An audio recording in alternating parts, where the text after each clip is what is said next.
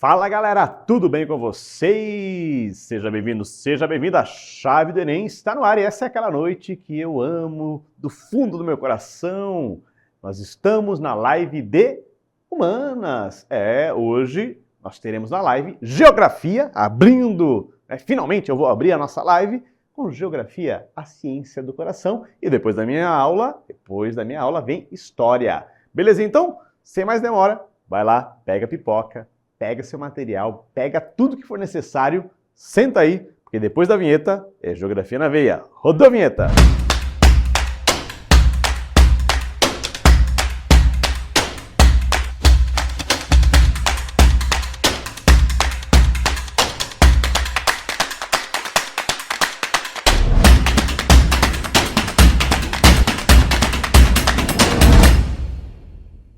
E aí, galerinha? Pegaram a pipoca, tão sentadinhos aí? Vamos embora, porque agora começou a live de Geografia. Depois tem História, não sai daí depois da minha live, hein? Continuando aqui, nós vamos para a História. Mas antes disso, Geografia, ciência do coração. Vocês estão bem preparadíssimos? Terceirão, vem comigo, porque hoje nós vamos falar sobre população do Brasil. Basicamente, a gente vai falar sobre população e algumas dinâmicas econômicas do Brasil. Algo importante que está lá na sua pochilinha de Geografia. Sem mais demoras, vamos para a nossa primeira questão. Primeira questão da Unioeste. Motivado por uma tendência de queda na taxa de fecundidade, observada desde a década de 1960 e pelo aumento da mortalidade decorrente da pandemia de Covid-19, o Brasil registrou crescimento populacional abaixo de sua história. Segundo os primeiros resultados do Censo Demográfico do IBGE de 2022, divulgados no fim de junho do ano passado, de 2010 a 2020, a taxa média de crescimento anual da população do país foi de 0,52, a mais baixa da história, o que representa o menor avanço desde o princípio do censo realizado no Brasil desde 1872. O que está acontecendo no Brasil? O crescimento populacional ele está sofrendo uma queda. Se você lembrar, até 1808, o crescimento populacional do Brasil era muito baixo, porque não era permitida a entrada de povos que não fossem portugueses. A população era predominantemente escrava, negra escrava, indígenas e portugueses. A população vai começar a crescer de uma maneira acelerada a partir ali das entradas de imigrantes, lá em meados do século XIX, com a Revolução Industrial acontecendo lá na Europa, eles fugindo do desemprego, da fome, perderam as suas terras, vêm para o Brasil trabalhar, começa a crescer. A industrialização vai turbinar o crescimento, porque vai aumentar a natalidade, continuar alta a natalidade, e vai diminuir a mortalidade. Só que desde os anos 60, o crescimento ele vai começar a sofrer uma certa... não é que não cresce, mas cresce menos. Vai sofrer então uma desaceleração. Só que o ápice foi agora identificado no censo de 2022, recente. Apenas 0,52% de crescimento anual de 2010 a 2022. Beleza? Dito isso, vem para cá, vamos analisar aqui. Considerando o tema do texto e suas implicações no quadro demográfico e das políticas públicas, assinale a alternativa correta. A. O envelhecimento da população implica a necessidade de criar políticas de saúde direcionadas à população idosa. Opa, guarda aí. O primeiro censo do Brasil foi realizado no final do século XVIII. Eu acho que essa é uma alternativa para ver se você leu o texto lá em cima, Porque o próprio texto diz para mim, diz para mim, para você, para todo mundo, que foi feito em 1872. Em 1872 é o século XIX. Ou é pegadinha, para saber se você leu, ou se você sabe ver numeral romano. Mas é complicado, hein, terceirão? Chegar no terceirão, não saber ler numeral romano, dá uma revisada rápida, hein? Passou do tempo. C. A tendência de rejuvenescimento da população brasileira cresce menos, quer dizer que vai ficando mais jovem ou mais velha? A pandemia de Covid-19 não impactou no resultado censitário mais recente? Pessoal, a gente tem que considerar que sim, impactou. Afinal de contas, a mortalidade deu um salto. Isso também desacelera o crescimento. Tá? Então, vai ter um impacto ali infelizmente, né, da história que nós vimos ali de tantos mortos no Brasil. E o processo demográfico demonstrado no texto não tem relação com o aumento da pressão sobre estruturas atuais da Previdência Social? Então está dizendo o seguinte, está crescendo lento, isso não vai pressionar a aposentadoria. E aí, qual você marcou? Eu tenho certeza que o professor de Geografia, aliás, um abraço para todos os professores de Geografia do Brasil, eu tenho certeza que o professor já falou bastante sobre isso, né? O Brasil hoje está envelhecendo. É uma tendência dos países que vão se desenvolvendo. É uma característica boa porque isso nos aproxima ali de uma característica europeia, né, de uma característica dos países desenvolvidos da Ásia, onde eu vou ter uma população que vive mais tempo e, ao mesmo tempo, uma queda da natalidade. Só que isso tem um resultado muito profundo aqui, na estrutura de trabalho. Então, nós temos uma perspectiva de que daqui uma década, mais ou menos, vai começar a faltar mão de obra qualificada para algumas posições. Aliás, não só mão de obra qualificada, mas como mão de obra como um todo, no geral, porque poucos jovens, menos jovens chegando no mercado de trabalho. E, ao mesmo tempo, eu vou viver mais, eu vou ficar mais tempo aposentado. Portanto, eu preciso de mais entradas. E se eu não tenho entradas, porque eu tenho um mercado de trabalho reduzindo, eu vou ter problema, sim, na estrutura da Previdência Social. É por isso que, de tempos em tempos, o governo atualiza a regra da aposentadoria, porque ele vai adequando à realidade daquele momento. Deu para entender? Belezinha, então? Vem comigo. Questão número 2, né? Falando em população, olha que legal, né? Aqui, dois gráficos. O primeiro gráfico, trazendo ali, número de habitantes no Brasil. Então, desde 1872, que é no século XIX, até 2022. Eu trouxe questões bem atuais aqui, hein? Para atualizar ali. Lembrando que nossa apostila foi escrita em 2019, está bem atualizada, mas não trouxe ainda esses dados. Aqui, no Chave do Enem, você consegue rever isso.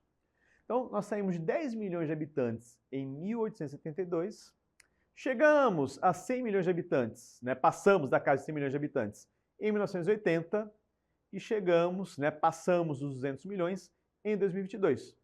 203 milhões. Que, aliás, ficou abaixo da expectativa do IBGE.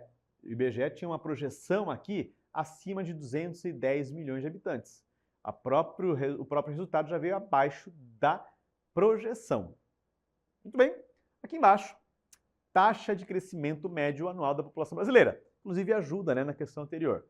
Então, nós temos lá 2,1 entre 1872 e 1890. A mais baixa que teve depois disso foi aqui, 2010, 1920, 1940, e agora, olha só, cai de 1,17 para 0,52, menos da metade. Belezinha? Entendeu aqui? Dá para perceber que a diferença aqui entre uma curva, entre uma barra e outra vai diminuindo também? Isso quer dizer que o crescimento acontece, mas numa menor proporção. Isso é uma análise gráfica. Lembrando que demografia pode cair pirâmide etária, gráficos, tabelas. Em geografia isso é fundamental, ler e interpretar. Vem comigo então para a questão. O censo demográfico brasileiro é realizado de forma sistemática desde 1872. Desde então é possível saber, entre outras características, a quantidade de habitantes no Brasil. Ao comparar os gráficos 1 e 2, é correto afirmar que, vamos lá, no último período intercensitário, né, entre um censo e outro, a população brasileira reduziu 0,52%? Dá vontade de nem comentar.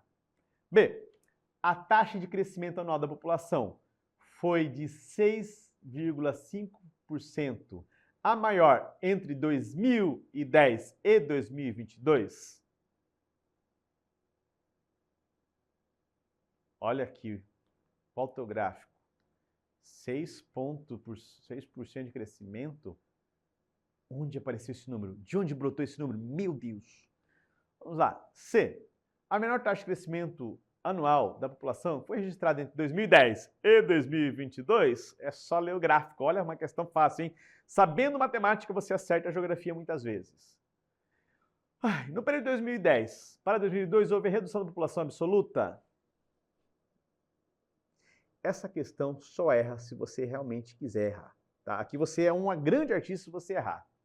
Obviamente que a questão correta é a menor taxa de crescimento foi de 2010 a 2022. Eu coloquei essa questão para você analisar gráfico. É só isso. E de vez em quando isso aparece no Enem, no vestibular, na tua prova de geografia, do teu lindo e amado professor ou professora de geografia do teu colégio. Um abraço para todos. Vamos lá então, questão número 3. Unifenas. A maior parte da população brasileira encontra-se vinculada ao setor terciário da economia. Esse setor cresceu de forma significativa nas últimas décadas, desencadeando um processo conhecido como terceirização. Tá? Lembrando, então quando a gente fala de mercado de trabalho, lembra dos 3 setores da economia?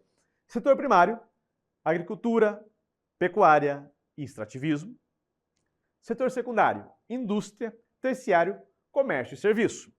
Quando a gente pega esses 3 setores, o que mais gera emprego no Brasil é o setor terciário, comércio e serviço. O segundo setor é a indústria. E o que gera menos emprego no Brasil, direto, naquela área, é a agropecuária e extrativismo, pela mecanização do campo. Já foi diferente, tá? E aí, o processo de terceirização vai aumentar ainda mais o terceiro setor, que é de prestação de serviços. Sobre isso, vamos lá. Por que foi gerada a terceirização? Vamos lá. Reprimarização da economia e maior dependência de commodities. Então, terceirizou, porque hoje o Brasil depende só do setor primário. B, industrialização e maior demanda de mão de obra nessa atividade. C, precarização das leis trabalhistas e contratações sem carteiras assinadas. D, estagnação dos demais setores da economia e crescimento do setor terciário. E E, mecanização do campo, automação industrial, gerando desemprego estrutural. E eita, essa questão aqui é um pouco mais complexa, hein? Isso aqui é o resultado no Brasil. E aí, qual é a correta? Tá lá na sua apostila também falando sobre isso, Professor, por que vai ter mais gente no terceiro setor? Porque hoje nós temos um grande desemprego estrutural. Professor, o senhor acabou de falar que a indústria gera muito emprego. Gera muito emprego. Só que conforme a gente vai automatizando os processos, essas vagas vão deixando de existir. O campo, desde ali de meados do século XX, já gerou desemprego estrutural, que é fechamento de vaga de forma efetiva, nunca mais abre, porque a máquina faz o seu serviço. E essas pessoas na cidade buscam, então, o comércio e o serviço para o seu próprio sustento. Então, essa área do terceiro, o setor terciário, absorveu parte daqueles que ficaram desempregados da indústria e, sobretudo, lá do campo. Abrindo suas lojas, ofertaram seus serviços e, assim, fazem parte, então, dessa grande massa que está empregada no Brasil dentro do setor terciário. Uma questão difícil, porque você tem que lembrar dos setores. Mas, gente, terceirão tem que saber sobre isso, hein? Tá lá na ponta da língua. Vem comigo, então. Questão número 4, mais uma questão que tem aqui um gráfico, texto. Nossa, questão complexa, hein, professor? Sim. Meu querido, eu sei que você muitas vezes coloca até no chat, eu lembro quando você estava no primeiro ano. Eu lembro de vocês no primeiro ano.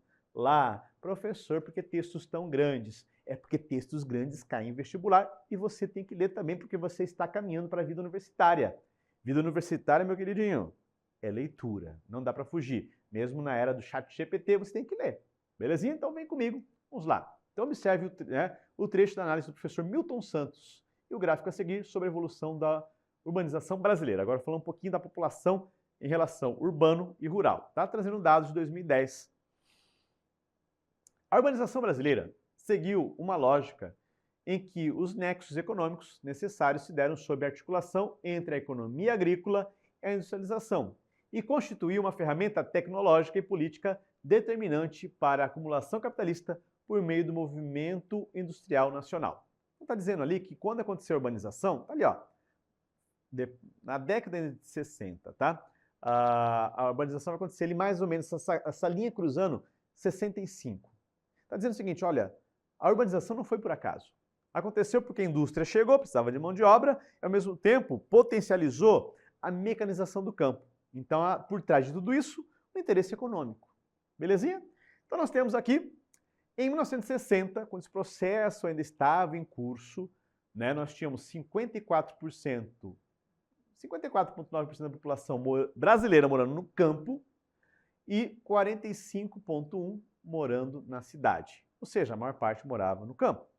Lá para 65 vai virar uma projeção, né, do IBGE, que 65 vai ser justamente o cruzamento. E dali adiante, a população urbana vai crescer, chegando a mais de 85% hoje, né, chega à beira dos 90%, e somente, né, cerca de 14% da população brasileira vivendo no campo. Lembrando que houve, né, a troca ali, o êxodo rural, a mão de obra humana trocada pela máquina, vem para a indústria e depois também, de modo, né, mais lento, vai sendo trocado pela máquina na indústria. Dito isso, vamos analisar. O crescimento da industrialização nacional exerceu forte influência sobre as cidades amazônicas, principalmente a partir dos anos 70. Lembrando, teve sim a Zona Franca de Manaus na década de 70, constituída ali ainda no governo militar. Mas ela não influenciou tanto as cidades amazônicas, hein? Fica esperto aqui. As rodovias viabilizaram fluxos migratórios intensos, estimulados pelas promessas governamentais de acesso a benefícios fundiários, tanto no campo quanto na cidade, intensificando principalmente o êxodo rural. O êxodo rural foi muito forte nesse período, né? Muito forte. E as pessoas tinham que se deslocar. Mas será que as rodovias fizeram isso? Guarda ali. O Brasil viveu uma verdadeira inversão quanto ao lugar da residência da população brasileira, com o decréscimo da taxa de urbanização. Opa! Fica esperto aqui, hein? Fica esperto aqui. De fato, o Brasil viveu essa inversão, mas com o crescimento da taxa de urbanização, o decréscimo de população rural. Esse aqui já está na cara, então já descarta de vez. O 3 já manda embora, tá? Então já manda embora a A, manda embora a D, manda embora a E. Beleza? Vamos lá então. 4. É inconcebível não associar o crescimento das cidades ao movimento de industrialização nacional, sobretudo ao que tange o fenômeno da urbanização. Então, a indústria foi um dos motores e fatores para urbanizar? O texto, inclusive, fala bastante sobre isso. Entre 1960 e 2000, a população urbana atinge uma taxa de mais de 80% da população total. E aí, quais são as corretas? 1, 2 e 4. Aliás, 1, 2, 4 e 5. Né? Pessoal, essa de baixo aqui é só olhar. Olha aqui, 2000. Até está destacado pelo autor, olha lá em cima, 81%, é mais de 80%. Muito fácil essa questão. Você já descarta 3. E se está em dúvida, já sabe que a 4 tem que estar e a 3 não pode estar. Poxa, a 4 tem que estar, a 3 não pode estar. A única que aparece assim é a C. Eu dei já um macete para você fazer a prova do vestibular, mesmo esquecendo um pouquinho de geografia do Brasil. Mas não esqueça, hein? Eu sei que o seu professor está aí do seu lado, assim, olhando. Não esqueça, a geografia do Brasil é muito importante para a prova e também para a vida, porque você é brasileiro e você está aqui, né, crescendo para produzir um país melhor. Confio em você. Vem comigo então, questão número 5. O estado de São Paulo recebeu grandes levas de imigração a partir de 1950. Está ainda nessa dinâmica, tá? Do êxodo rural, porque não começou só na década de 60. Tá? Esse fato deveu-se à industrialização nascente, que atraiu pessoas que estavam em busca de estabilidade financeira e melhores condições de vida, sobretudo na capital paulista. Lembrando que a capital paulista recebeu também um grande investimento para industrializar-se. A capital paulista, que era a sede ali, né, da cultura cafeeira, os grandes cafeicultores, os barões do café moravam lá, com a queda do café, vão transformar os investimentos em investimentos industriais. Então eu também tenho essa atração, por isso que buscavam certa estabilidade em São Paulo. Dito isso, entre as alternativas a seguir, assinale aquela que explica corretamente o fato de São Paulo ter se tornado um dos primeiros estados brasileiros a se industrializar.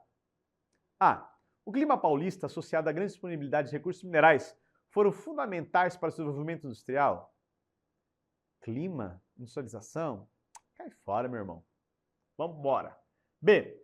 A estrutura de transporte e portos e desenvolvimento de sistemas bancários herdados do período do café foram fundamentais para o desenvolvimento industrial? Interessante. Guarda B. C. O fato de São Paulo ser um estado centralizado no mapa, favorecendo o escoamento da produção industrial?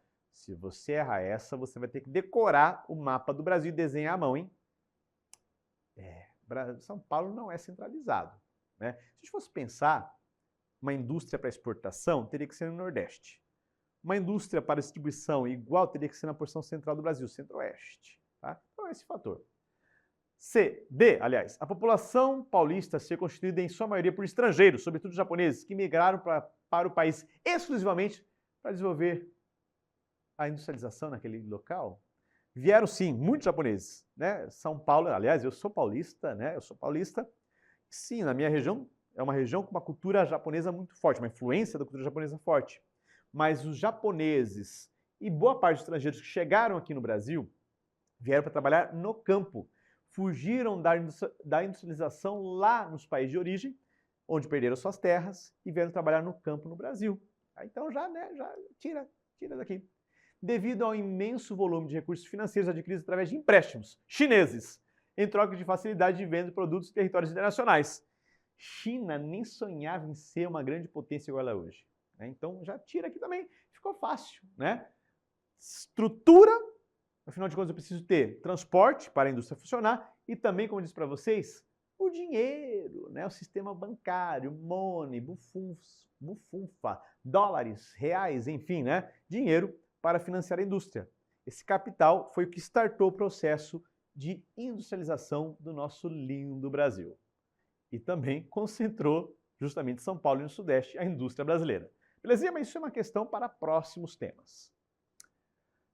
Que é agora já, né? Inclusive agora. Nas décadas que vão de 1950 a 80, a industrialização ocorrida no Brasil transformou fortemente a sociedade da economia brasileira. Sobre esse tema, são elaboradas 5 afirmações, mas uma não pode ser considerada correta. Assinale-a, né? Tem uma exclamação. Difícil ver questão assim, mas tem. A indústria proporcionou um impacto direto sobre o mercado de trabalho, constatado no número de pessoas ocupadas na indústria de transformação, que hoje é a segunda área que mais emprega no Brasil. O papel desempenhado pela indústria no processo de urbanização, sobretudo no que se refere ao crescimento de inúmeras cidades do Sudeste brasileiro, é fato relevante que não pode ser desprezado na análise da industrialização brasileira. Né? Grandes cidades na região Sudeste. São Paulo, a grande metrópole brasileira. A concentração foi uma das principais características do padrão espacial da indústria brasileira, como se pode observar em qualquer mapa da geografia econômica que trata cartograficamente o assunto. Né? Então nós temos ali manchas industrializadas concentradas ainda. Quando se estuda o dinamismo e as mudanças na estrutura produtiva industrial brasileira, deve ser ressaltado seus impactos no setor terciário e no meio ambiente. Setor terciário, comércio e serviço. A indústria, ela gera produtos que devem ser comercializados, os serviços que vão estar atrelados à industrialização e sim o impacto ambiental. Né? Boa parte da vegetação do Sudeste, né, continua sendo desmatada depois da cafeicultura graças à industrialização. No período considerado, a industrialização não ocorreu na região Nordeste do país, que continuou exclusivamente apoiada na importação de vida do setor primário da economia. O Nordeste não tinha nenhuma indústria até os anos 80, nada, zero, zerado, nada. Será que é isso? É óbvio que não. Né? Primeiro que, sim, a industrialização ela começou a chegar em outras regiões com a desconcentração, que vai acontecer nos anos 90, mas até os anos 80 já tínhamos, sim, alguns parques industriais sendo desenvolvidos e instalados em outras regiões do Brasil, Nordeste, Sul, um pouquinho no Centro-Oeste e nos anos 70 na região amazônica. Polo Industrial de Manaus é exemplo disso. Portanto, aí está errada. Belezinha? Vem comigo. Então, olha só, nossa aula hoje está rapidinho, já estamos na última questão. Na quarta fase do processo de industrialização brasileiro, a partir da década de 1990, ocorreram mudanças na distribuição geográfica das indústrias. Então, nesse período, devido às facilidades nos transportes e na comunicação, ocorreu o quê? Concentração, década de 90, hein? Já dei as dicas anteriormente. Concentração produtiva, com a incorporação da gestão vertical. Desconcentração produtiva, com a manutenção da centralidade no comando. Desconcentrou, mas ainda nós temos ali, né, São Paulo, Sudeste ainda meio que no comando. Né, se a gente olhar, tem até aquela concentração. Concentração produtiva, que diversificou os prestadores de serviços. D, espacialização produtiva, que priorizou bens de consumo de uso básico. E E, concentração produtiva como forma de pequenos parques tecnológicos itinerantes que vão mudando de lugar. Qual é a correta? Deu para ver no meu sorriso ao ver essa afirmativa e também em todo o conteúdo que nós trabalhamos até aqui, né? Então, a urbanização, a população se torna urbana graças à industrialização, se torna urbana principalmente no sudeste brasileiro, São Paulo. Nos anos 90, as políticas, né, governamentais, políticas públicas, permitem que os estados briguem pelas indústrias através, né, de incentivos fiscais, que hoje não é permitido mais da mesma forma. E nós vamos ver então também algumas indústrias se mudando, saindo do eixo São Paulo, Rio de Janeiro, né, Minas Gerais, para outras regiões do Brasil em busca de infraestrutura, em busca de mão de obra, proximidade de matéria-prima, outros fatores. Então, mas mesmo assim, São Paulo ainda é o centro econômico industrial brasileiro.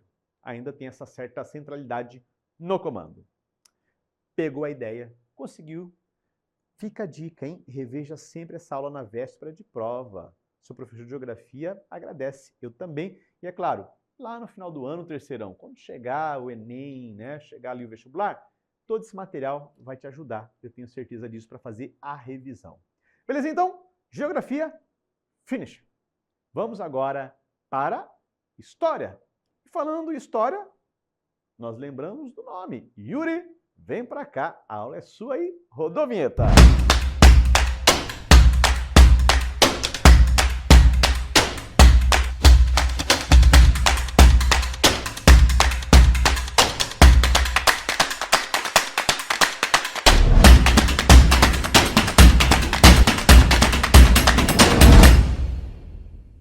E aí, galerinha do terceiro ano, beleza? Quem está falando aqui é o professor Yuri. Vamos estudar um pouquinho hoje a matéria tão querida da história, tá? Vamos lá, vamos meter uma guerra fria aí para esquentar o sangue. Vamos lá. Hoje nós vamos trabalhar alguns conceitos importantes da Guerra Fria, tá? E vamos começar com a questão 8 aqui. Ó. No século XX, o período denominado Guerra Fria, em que os Estados Unidos e a União Soviética disputavam a hegemonia política mundial, afetou diversos locais. Assinale a alternativa que melhor descreva a influência dessa disputa nos países latino-americanos. A Guerra Fria não foi apenas uma coisa que aconteceu na Europa, leste europeu, entre os Estados Unidos. Não, a Guerra Fria se expandiu para todo mundo, inclusive aqui para a América do Sul. Tá? Então, houve uma relevante influência do governo estadunidense quanto aos temas culturais da América Latina, mas evitou-se afetar ou influenciar as questões políticas desse país. Não, com certeza não. B, praticamente não houve influência dos Estados Unidos nem da União Soviética quanto a aspectos políticos nas nações latino-americanas. Será? C, o contexto da Guerra Fria marcou a aliança militar de inúmeras nações latino-americanas com os soviéticos, entre elas a Argentina, o Uruguai, inclusive o Brasil. Tá? Vamos lá, D.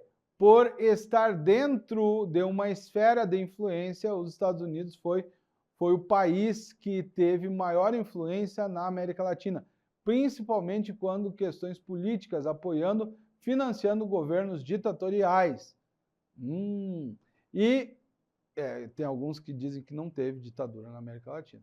Também temos que levar em conta isso. Mas vamos lá.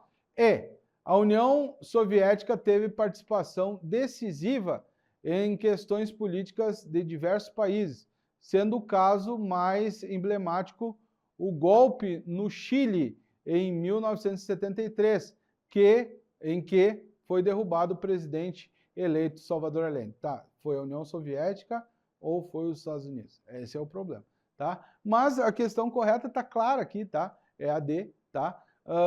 Os Estados Unidos teve uma importância muito grande, tá? Dentro da Guerra Fria, ele estabeleceu muitas ligações políticas e também incentivou muitos governos ditatoriais aqui na América, beleza? Vamos para a próxima, então, rapidinho aí. Olha ali o símbolo, né, da União Soviética, toda fragmentada, toda quebrada. Com certeza aquele velhinho ali né, é um cara bastante famoso, tá? Mikhail Gorbachev, tá?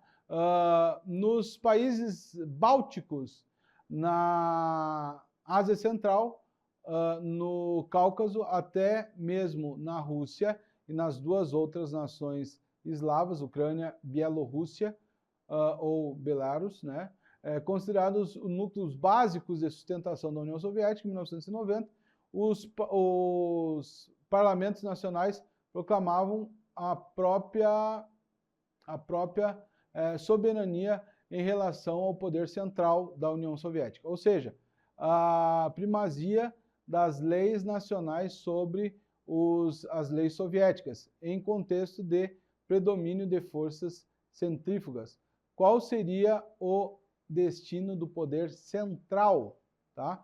Considerando a relação com a charge, tá? O texto apresenta, tá? Então dá uma olhadinha ali para a charge. Vamos lá.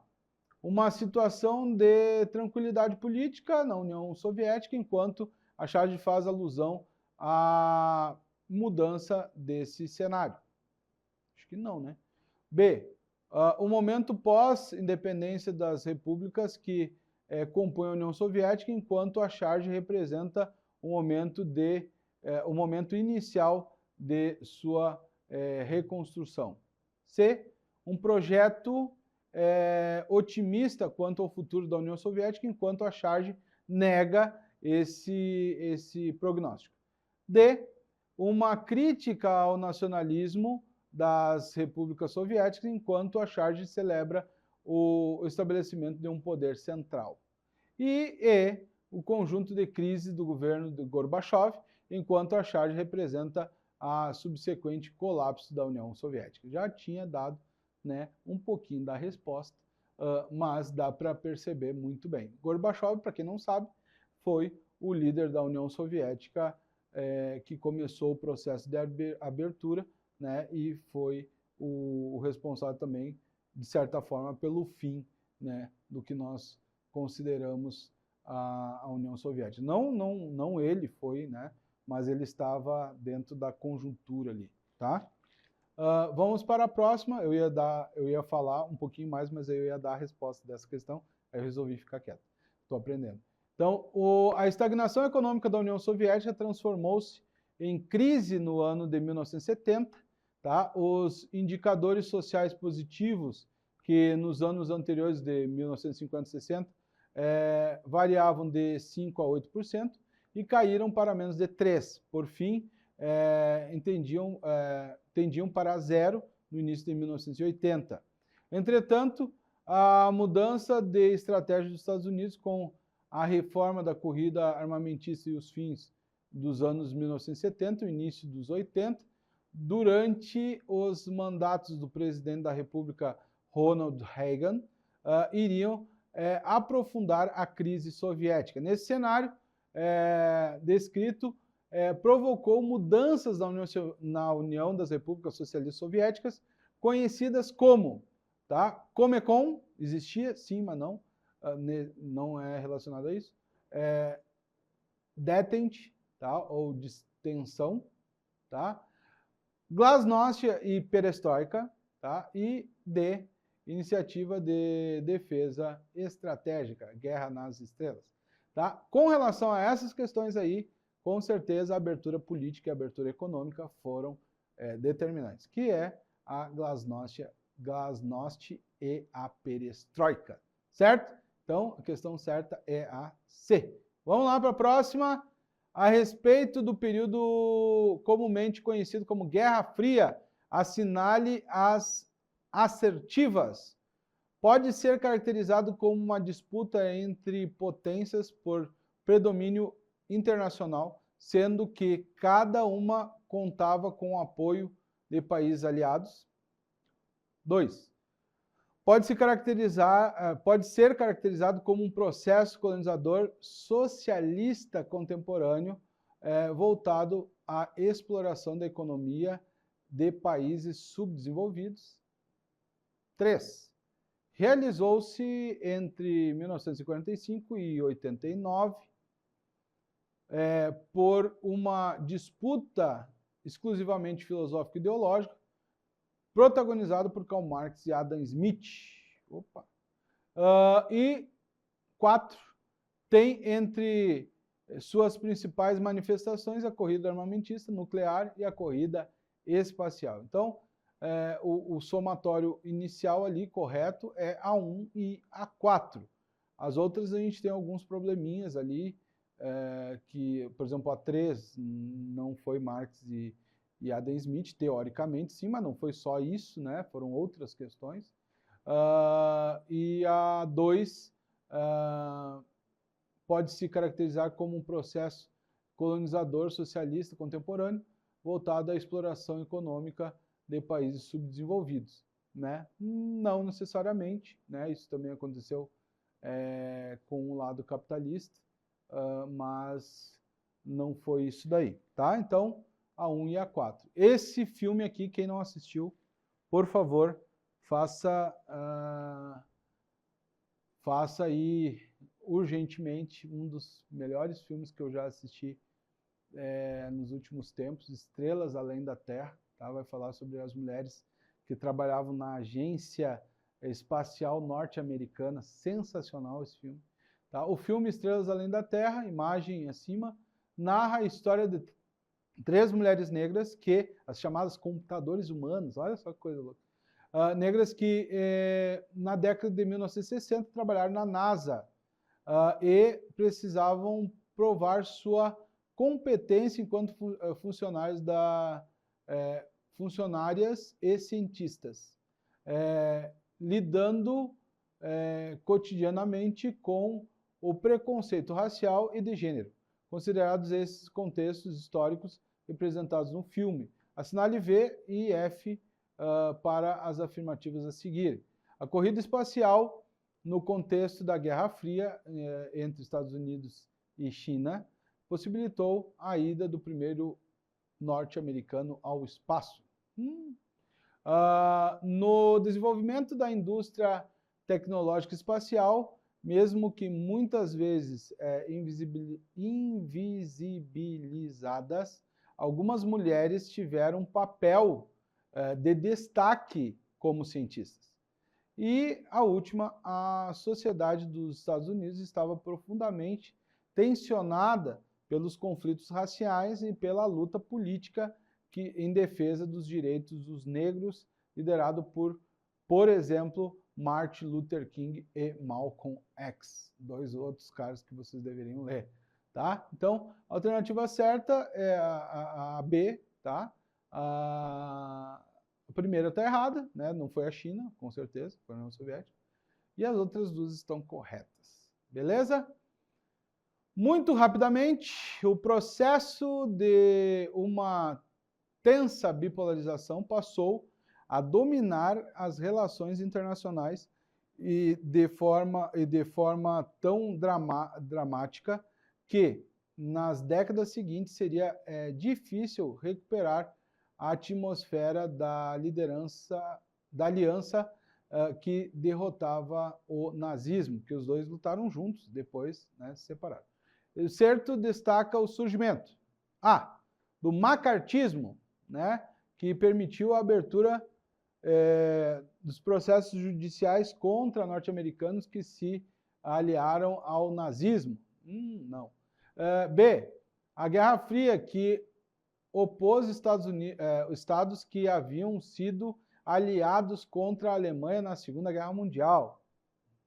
C, na ONU, que se dispôs a auxiliar a recuperação dos países que haviam se aliado à Alemanha na Segunda Guerra Mundial. D, do stalinismo, que se valeu da propaganda política para atacar a Alemanha e os países socialistas do leste europeu. E E, do Muro de Berlim, que isolou a Alemanha recém-derrotada na Segunda Guerra Mundial dos países comunistas do leste europeu. Tá? Pela minha cara, você já deve ter visto qual que é a questão certa, né? A B, Guerra Fria, que opôs Estados Unidos e que haviam sido aliados, né? Estados Unidos e União Soviética na Segunda Guerra Mundial. Beleza? Aqui nós vamos ter aqui uma imagenzinha do Vietnã, né, dividido, Vietnã do Norte e Vietnã do Sul, a Guerra do Vietnã. Assinale a alternativa verdadeira.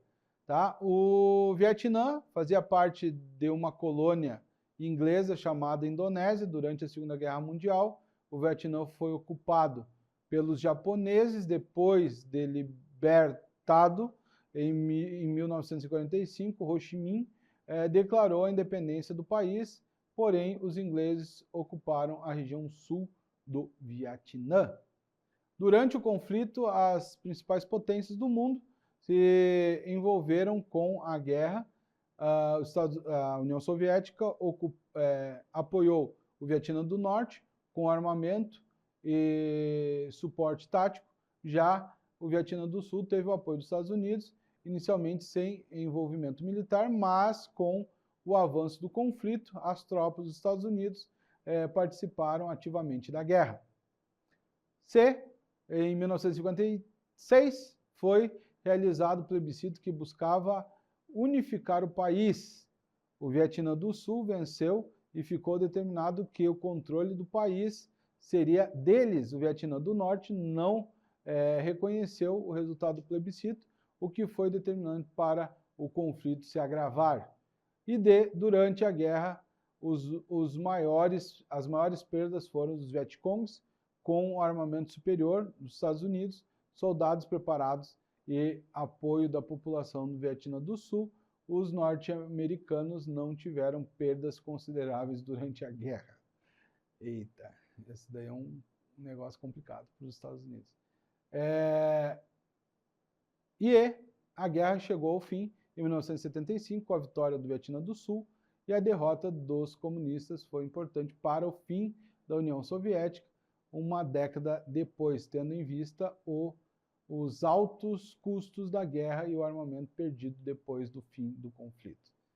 Bom, essa aqui, cara, não tem muito erro. Essa daqui é daquelas que tu tem que olhar para o olho da questão e assinalar a questão certa, e com certeza a questão certa é a B, tá?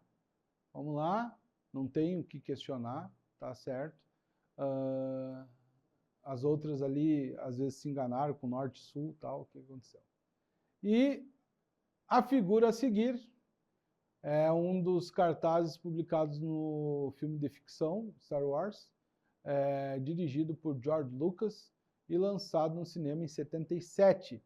O filme aborda um cenário espacial, o autoritarismo do Império sobre os rebeldes que compunham a antiga república, com base nos conhecimentos sobre a Guerra Fria, considerar as afirmativas a seguir.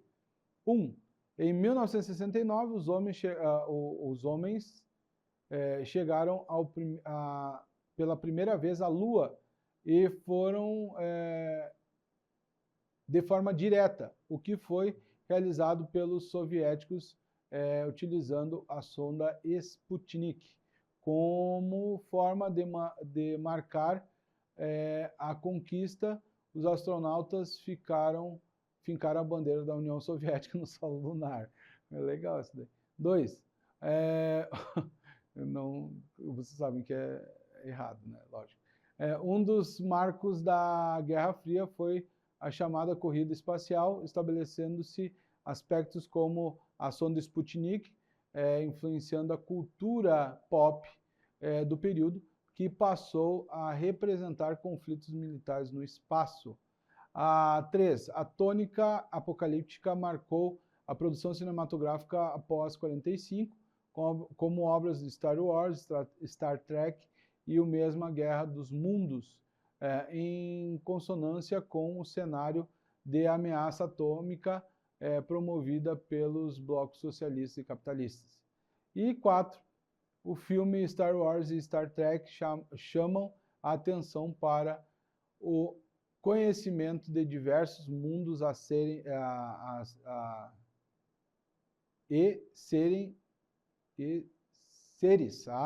desculpa, perdão, é que está bem pequenininha a letra.